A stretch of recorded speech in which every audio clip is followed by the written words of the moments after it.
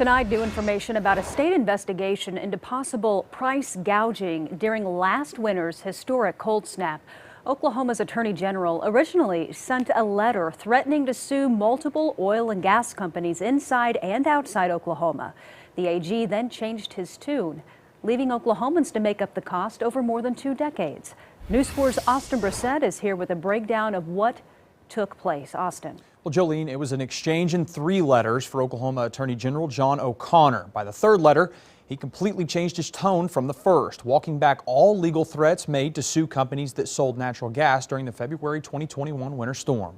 It seems to be another example of politicians that we elect taking little small steps to help the people, to help consumers, and then a big jump backwards to protect corporations. 3 letters, first reported by local news outlet NonDoc. One from Oklahoma Attorney General John O'Connor threatening to sue multiple oil and gas companies that sold natural gas at high prices during the historic cold snap a year ago. I think he thought he had an idea on where he could recover money and maybe get a refund back to the ratepayers. Well, then you realize we really are the state of soil, oil, and toil, and he got pushback from the industry.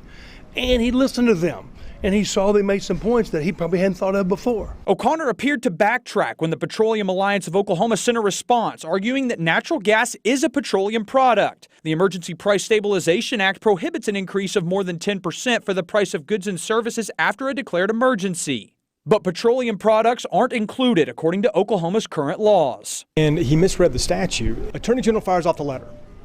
He gets on a conference call. The statute's explained to him better, and then he says, well, okay, I guess just kidding.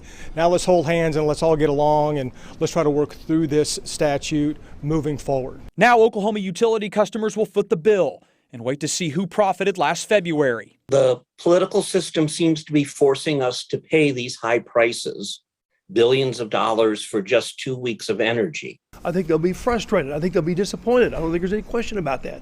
But the AG thought he had an idea, a way, a method of getting a refund back to the ratepayers. And some are expecting to see this situation discussed this upcoming legislative session, which is just days away. It is a true commodity, and I think you might see some attempts to mitigate or correct that, remediate that in the legislative session.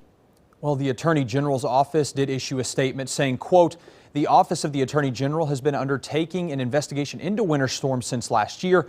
The investigation is still underway. We can't provide additional details or comments at this time." However, the Petroleum Alliance did not have any public comment.